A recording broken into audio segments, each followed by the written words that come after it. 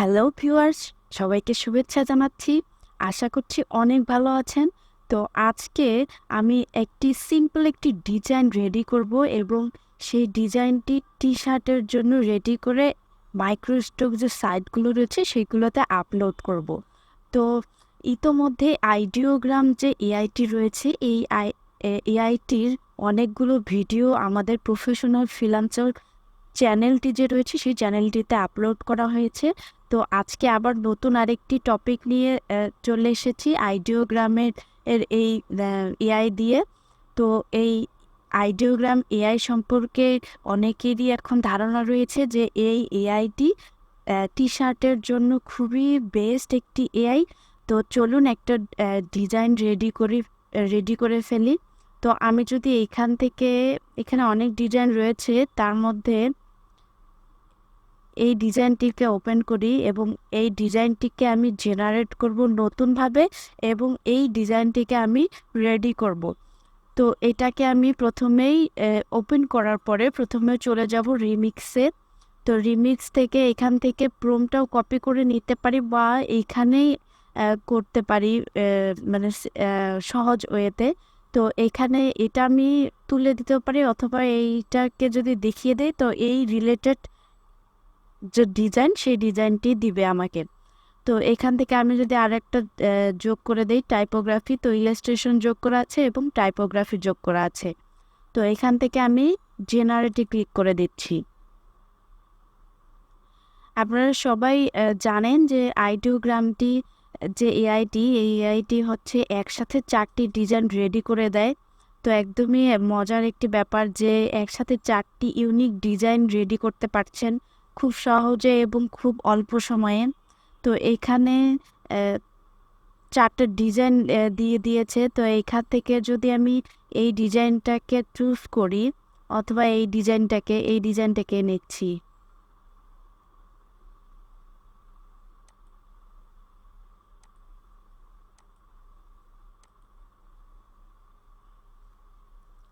তো এইটাকে আমি ডাউনলোড করে নিব। কিভাবে ডাউনলোড করব?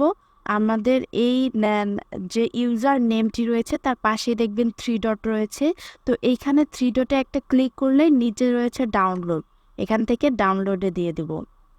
তো এখন এই ফাইলটিকে আমাদেরকে ভেক্টর ফাইল বানাতে হবে। যেহেতু আমরা মাইক্রোস্টোকগুলোতে আপলোড করতে চাচ্ছি, সেহেতু এটাকে ভেক্টর করার জন্য অ্যাডোবি ইলাস্ট্রেটরে চলে যাচ্ছি। এখন এখান থেকে একটা আর্টবোর্ড ক্রিয়েট করে নেব। কিভাবে? এখানে আমরা পিক্সেল রাখবো এবং এইখানে সাইজ দিব 4000 আর এইখানে দিব হচ্ছে 2663। এই সাইজটা নেওয়ার কারণ হচ্ছে এই সাইজে যদি আমি ফাইলটা রেডি করি তাহলে এই ফাইলটি আমি সবগুলো মার্কেট প্লেসে দিতে পারবো, যেমন শাটারস্টক, ফ্রিপিক, টি পাবলিক, তারপরে আরও যে মার্কেট প্লেসগুলো রয়েছে মাইক্রোস্টক, সেই মার্কেট প্লেসগুলোতে আমি এই একই সাইজের যে ফাইলটি রেডি করব, অর্থাৎ আমি একবার যদি এই ফাইলটি রেডি করি আমি এই ফাইলটি সবগুলো মার্কেট প্লেসে আপলোড করতে পারবো। তো এখান থেকে ওকে দিয়ে দিচ্ছি। তো দেখেন এই সেই আর্টবোর্ডের সাইজ। তো আমি ওই ডিজাইনটি যদি এখানে নিয়ে আসি, ফাইলে গিয়ে প্লেসে যাব, প্লেস থেকে কোথায় রয়েছে ডিজাইনটি, ডাউনলোডে রয়েছে, আমি সেখান থেকে এটাকে নিয়ে আসবো। এই সেই ডিজাইন, এটাতে ক্লিক করার পর প্লেসে ক্লিক করার পর জাস্ট এভাবে ড্র্যাগ করে দিব। দেখেন ইমেজটি চলে এসেছে। এখন এটাকে আমাদেরকে কি করতে হবে? ভেক্টরে রূপান্তর করতে হবে। তো ভেক্টরে রূপান্তর করার জন্য এটাকে প্রথমে আমরা ক্লিক করব। ক্লিক করার পরে উপরে দেখব ইমেজ ট্রেস অপশন রয়েছে। তো এইখান থেকে এই তীর আইকনের মতো যে আইকনটা রয়েছে এই আইকনে ক্লিক করব। ক্লিক করার পর এখান থেকে 3টা কালার বা যতগুলো কালার রয়েছে সেটা সিলেক্ট করে দিব, অথবা আপনি যদি ব্ল্যাক অ্যান্ড হোয়াইট নিতে চান শিলইটি আকারে তাহলে তাও নিতে পারেন। তো এইখান থেকে আমি 3 কালার দিয়ে দিচ্ছি। যেহেতু এখানে 3টি কালারের কম্বিনেশন করা আছে এজন্য আমি 3 কালার দিয়েছি। এখানে যদি আরও অনেকগুলো কালার থাকতো তাহলে আমি এটাতে আরও যতগুলো কালার থাকতো আমি ততগুলো কালারই সিলেক্ট করে দিতাম, তাহলে আমার যে কনসেপ্টটা রয়েছে এইটার এই মেন কনসেপ্টটাই আমি পাবো। আর না হলে আমাদের কালার নষ্ট হয়ে যাবে অথবা কনসেপ্টের এবড়ো থেবড়ো হয়ে যাবে, দেখতে ভালো লাগবে না। তো দেখেন একদমই ক্লিন দিয়ে দিয়েছে, কোনো জায়গায় একটু খারাপ নেই। তো এখান থেকে এক্সপান্ড করে দিচ্ছি।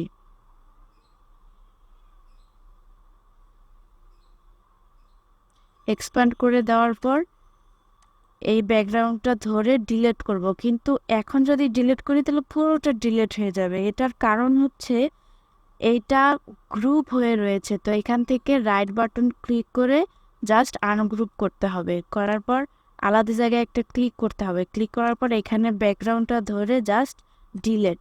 তো এইখান থেকে এই কফি তারপরে বাদ লেখাটার ভিতরেও কালার রয়ে গেছে, তো এটা যদি এভাবে ধরে ধরে ডিলিট করে দেই তাহলেই হয়ে যাবে।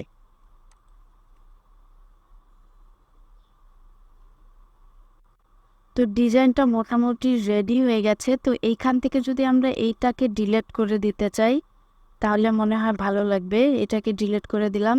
এখন আপনি চাইলে এই মাঝখানের এই শেপটা এইটাকে ডিলিট করে দিতে পারেন অথবা রেখে দিতে পারেন। তো আমি এটাকে রেখে দিচ্ছি, রেখে দিলেই মনে হচ্ছে ভালো লাগবে। তো অলরেডি 90% রেডি হয়ে গেছে। তো এটাকে আমি জাস্ট পুরোটা ধরে Ctrl+G দিয়ে দিচ্ছি, অর্থাৎ গ্রুপ করে নিচ্ছি। এখন আমি এই ডিজাইনটাকে এইখানে রাখবো,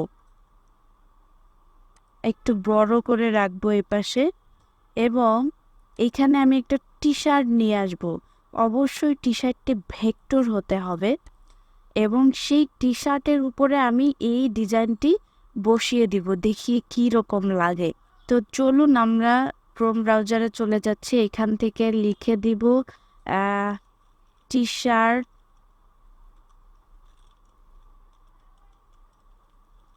শার্ট ভেক্টর।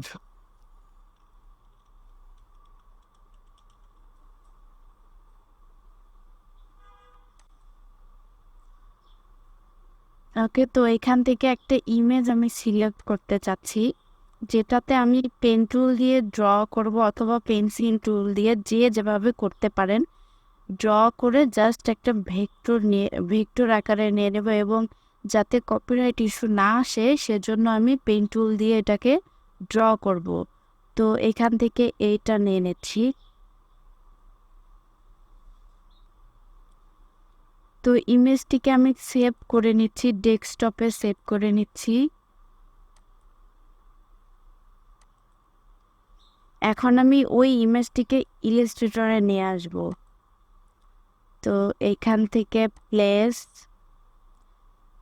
প্লেসে গিয়ে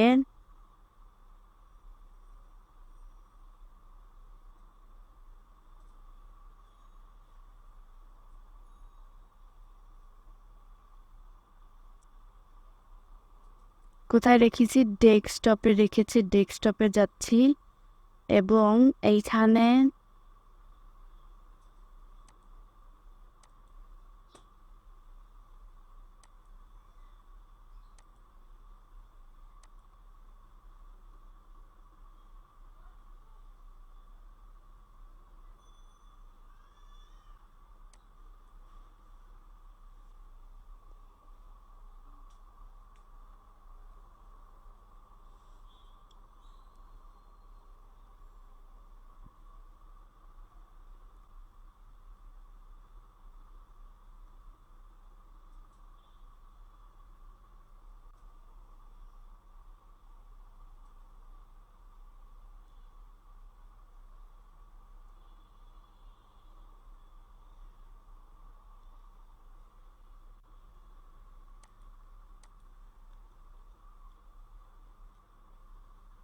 তো ওই ইমেজটিকে আমি নিয়ে আসবো এখানে। কিভাবে আনবো, ফাইলে যাব, ফাইল থেকে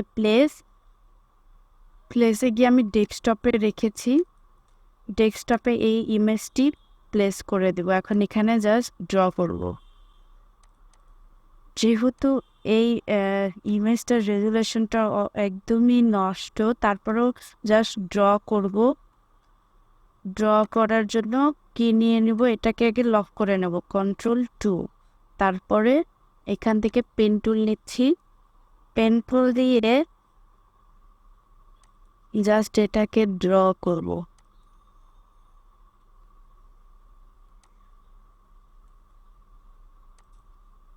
এইভাবে অল্টার ধরে ধরেও করতে পারেন, অথবা আপনারা একদম টেনেও করতে পারেন, কোনো সমস্যা নাই, যে যেভাবে করতে চান। ওকে, আমি এখান থেকে ফিল কালারটা অফ করে দিচ্ছি। তারপরে এখানে ক্লিক, এখানে ক্লিক, এখান থেকে এখানে ক্লিক,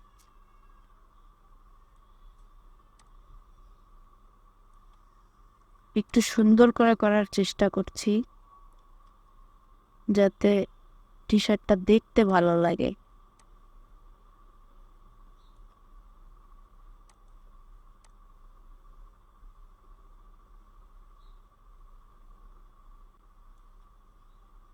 এইখানে এইখানে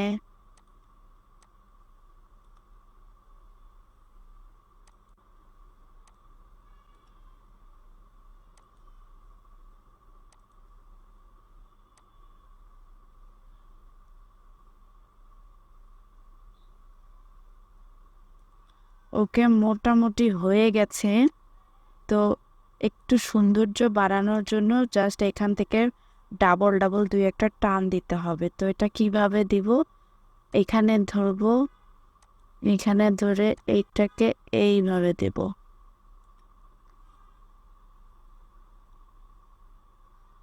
তারপর এইখানে একটা, এইখানে একটা।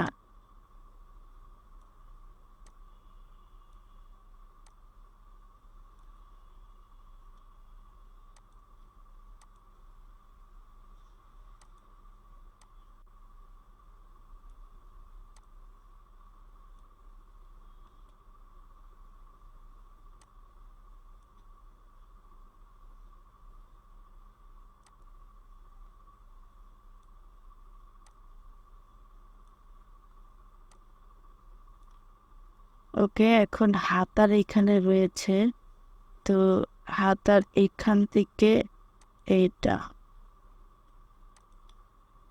আবার এই পাশ থেকে এটাকে একটু বাঁকিয়ে দেই।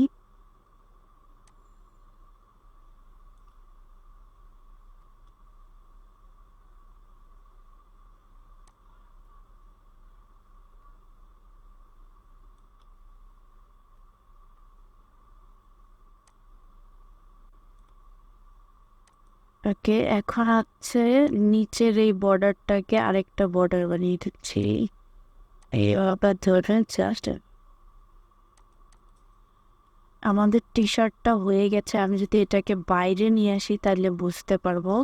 এই যে দেখেন, তো এটাকে সুন্দর করার জন্য এখন আমাকে কি করতে হবে, শেপ বুটলারের সাহায্যে সবগুলো কেটে ফেলতে হবে। তো এইটা একটা লেয়ার, এইটা একটা লেয়ার, এটা একটা, আর এইখানে এই বাড়তি লেয়ারটা কাটার জন্য অবশ্যই অল্টার চেপে ধরতে হবে, আর এখানে মাইনাস লেখা উঠবে, তখন এখানে ক্লিক করলে এটা কেটে যাবে।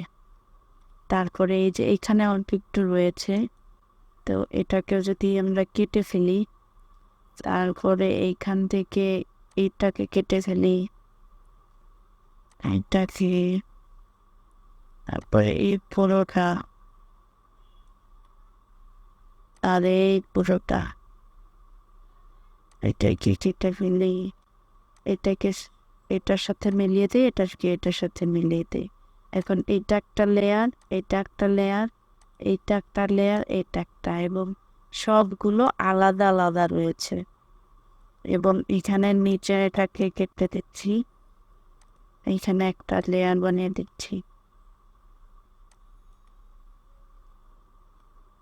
ওকে, কাজ শেষ।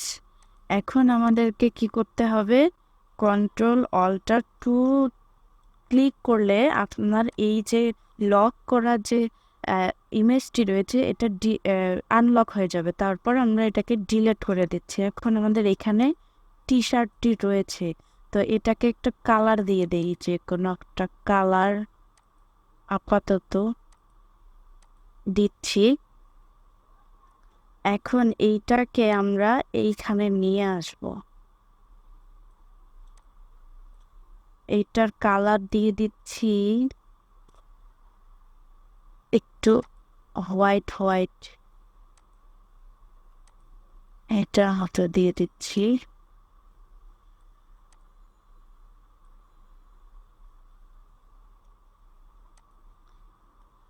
পুরোটা ধরে বড় করে নিব।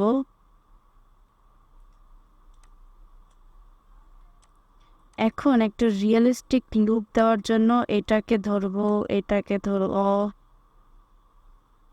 এইটাকে ধরবো, এইটাকে অবশ্যই শিফট চেপে ধরতে হবে। ধরে জাস্ট এটার কালারটা একটু ডিপ করে দিব, অথবা এখান থেকে নেন আপনি, এইখানে এসে এই দিকে একটু ডিপ করে দিলাম। ওকে, এখন এইটা পুরোটাকে ধরে কন্ট্রোল জি, এটা টি শার্টটা আর একটু ছোট করে মাঝামাঝি রাখার চেষ্টা করি। এখন এই ডিজাইনটারই একটা কপি ডিজাইন এখানে নিয়ে এসে জাস্ট ছোট করে দিব।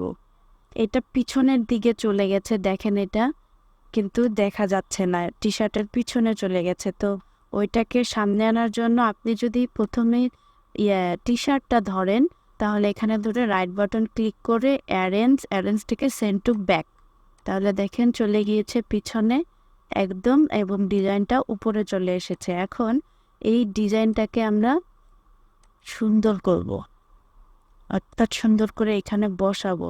তো টি শার্টের আরেকটু যদি কাস্টমাইজ করি, এইখান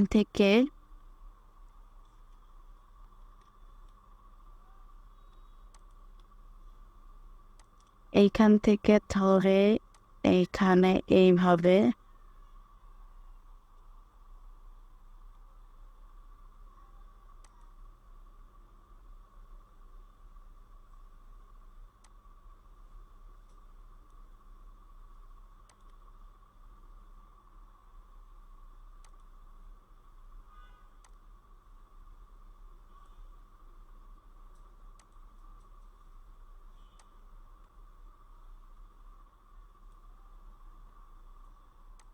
ওকে।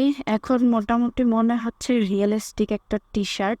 তো এইটাকে এখন আরেকটু যদি ছোট করে দেই, ডিজাইনটাকে একদম মাঝামাঝি রাখি টি শার্টের। ওকে, এখন এটাকে ধরে এটাকে আরেকটু বড় করে দিচ্ছি।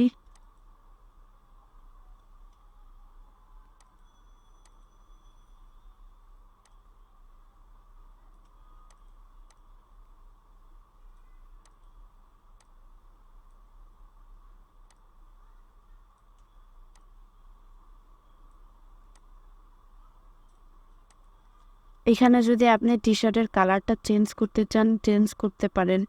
এখন এখান থেকে এই টি শার্টটার যদি আপনি একটা শ্যাডো দিতে চান, তাও দিতে পারেন। কিভাবে দিব শ্যাডো, এটাকে ধরে এভাবে কপি করে নিচ্ছি অনটার চেপে ধরে, এবং এইটার একটা সলিড কালার দিয়ে দিচ্ছি, সেটা হচ্ছে এইটা দিয়ে দিচ্ছি, অথবা এটা দিচ্ছি না, এটা যাচ্ছে না, একটু ব্ল্যাক কালার দিতে হবে। দেওয়ার পরে এইটাকে ধরে জাস্ট একটু সরিয়ে দেব এইদিকে, অথবা এইদিকে দিচ্ছি।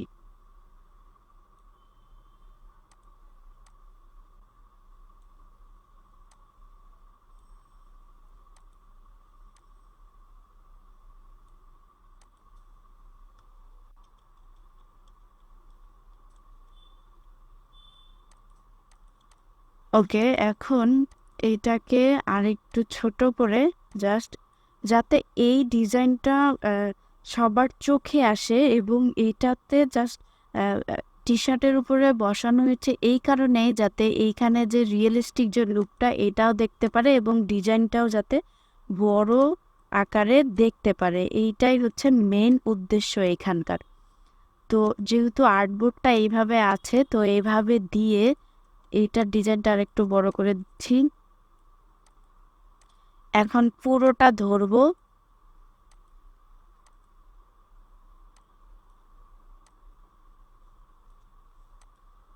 পুরোটা এভাবে ধরবো, ধরার পর Ctrl+G দিয়ে এখন এই পুরো ডিজাইনটাকে আমি আর্টবোর্ডের মাঝখানে রাখতে চাচ্ছি। কিভাবে রাখবো? এখান থেকে হরাইজন্টাল অ্যালাইনমেন্ট এবং ভার্টিক্যাল অ্যালাইনমেন্ট সেন্টার দিয়ে দিলেই এটা মাঝামাঝি চলে আসলো। তো এখন এই ফাইলটা আমাদের রেডি। এখন সেভ করব কিভাবে? ফাইলে যাব, ফাইলে গিয়ে প্রথমে একটা ইপিএস সেভ করে নেব। যেহেতু আমরা একটা যে মানে এই ফাইলটা অনেক মাইক্রোস্টকগুলোতে, মানে সবগুলো মাইক্রোস্টকগুলোতে আমরা আপলোড করব, সেহেতু এটাকে একটা ইপিএস ফাইল নিয়ে নিচ্ছি। এখান থেকে ইপিএস দেখিয়ে দিচ্ছি, এখানে দিয়ে দিচ্ছি কপি বার্থডে, আর এখান থেকে ডেস্কটপ দেখিয়ে দিয়ে এখানে সেভ দিচ্ছি। দিয়ে এখানে অবশ্যই আপনাকে ইলাস্ট্রেটরের 10 ইপিএস দিতে হবে, দেওয়ার পরে ওকে, এখান থেকে ওকে। ওকে, এখন হচ্ছে আমি একটা জেপিজি নেব। জেপিজি কিভাবে নেব? এক্সপোর্টে গিয়ে এখান থেকে জেপিজি দেখিয়ে দিচ্ছি, অথবা পিএনজি। জেপিজি নিলাম, নেওয়ার পরে অবশ্যই এখানে কি করতে হবে? ইউজ আর্টবোর্ড দিতে হবে। দেওয়ার পরে এক্সপোর্ট এইখানে এসে একটু কাজ রয়েছে, সেটি হচ্ছে এখান থেকে আপনাকে প্রোগ্রেসিভ দিতে হবে, আর এখানে আপনার স্ক্রিন 72 পিপিআই দিতে হবে। দেওয়ার পরে এখানে 3 থাকবে এবং ওকে। তো ফাইলটি সেভ হয়ে গেছে। তো চলুন ভিউয়ার্স, আমরা এখন এই ফাইলটি ফ্রি পিকে আপলোড করব। এই ফ্রি পিকটা হচ্ছে সবথেকে জনপ্রিয় একটা মাইক্রোস্টক সাইট, যেটিতে অনেক ডাউনলোডও হয় এবং অনেক সেলও হয় এখান থেকে। তো এইখানে যদি আমরা এটাকে আপলোড করি, তো চলুন আমরা এই ফাইলটিকে আপলোড করি। কিভাবে আপলোড করব? আপলোড ফাইলে যাব, গিয়ে এইখান থেকে ড্রাগ অ্যান্ড ড্রপে গিয়ে ব্রাউজে এখানে ক্লিক করব।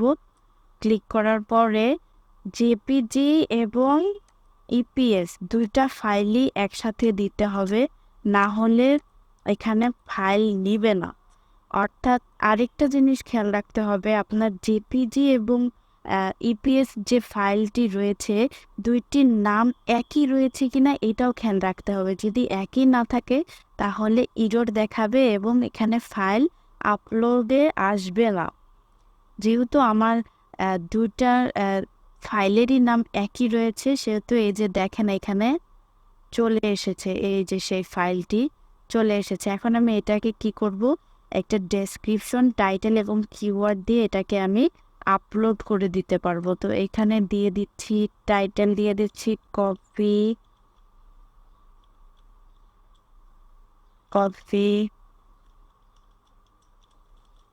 টি শার্ট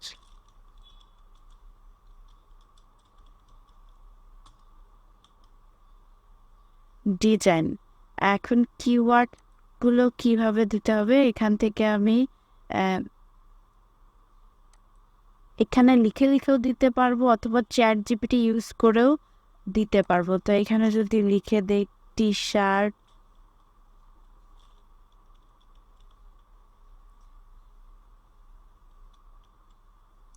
এই যে টি শার্ট ডিজাইন, তারপরে টি শার্ট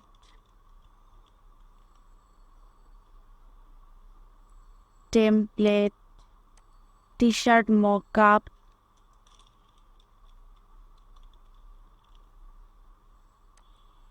তারপর টাইপোগ্রাফি,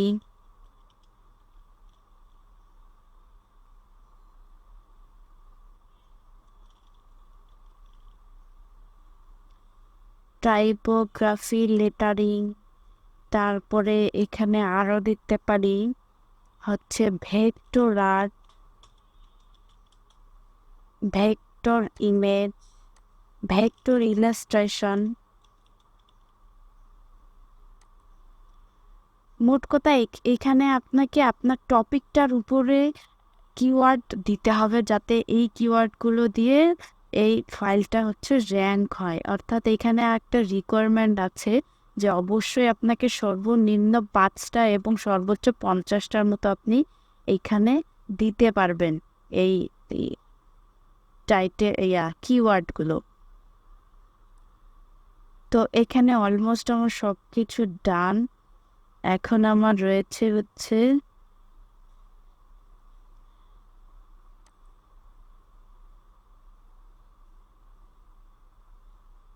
ফাইলটা এখন আমার রেডি হয়ে গেছে। দেখেন এইখানে টিক মার্ক চলে এসেছে, আর এগুলোতে কিন্তু ক্রস চিহ্ন দেওয়া দেখেন।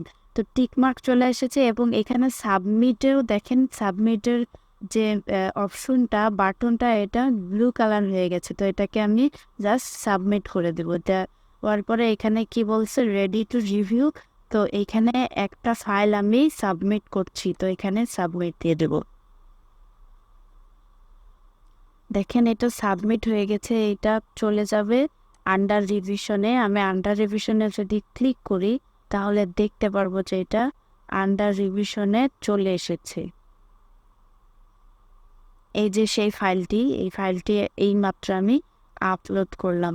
তো ভিউয়ার্স, ভিডিওটি যদি ভালো লেগে থাকে অবশ্যই লাইক কমেন্ট করবেন, এবং যারা ফ্রিপিকে এতদিন ফাইল আপলোড করা নিয়ে ভোগান্তিতে ভুগতেন, কারণ ফ্রিপিকে অল্প একটু কারণের জন্যই কিন্তু এই ফাইলগুলো আপলোড করতে দেয় না। যেমন আপনি জেপিজির যদি নাম এবং ইপিএস অর্থাৎ দুইটা ফাইল ফরম্যাটের যদি নাম একই না দেন তাহলেও নেবে না, আবার জেপিজির যদি মেগাবাইটটা বেশি হয়ে যায় তাহলেও নেবে না, যার কারণে অনেকেই এই প্রবলেমটায় পড়ে।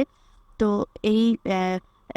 এইভাবে যদি আপনারা আপলোড করেন তাহলে একদমই সমস্যা হবে না, এবং খুব সহজেই আপনারা অনেক অনেক ফাইল আপলোড করতে পারবেন। এবং আমাদের চ্যানেলে যদি আপনি নতুন হয়ে থাকেন অবশ্যই লাইক কমেন্ট শেয়ার করবেন। ভালো থাকবেন, সুস্থ থাকবেন, দেখা হচ্ছে নতুন আরেকটি ভিডিওতে।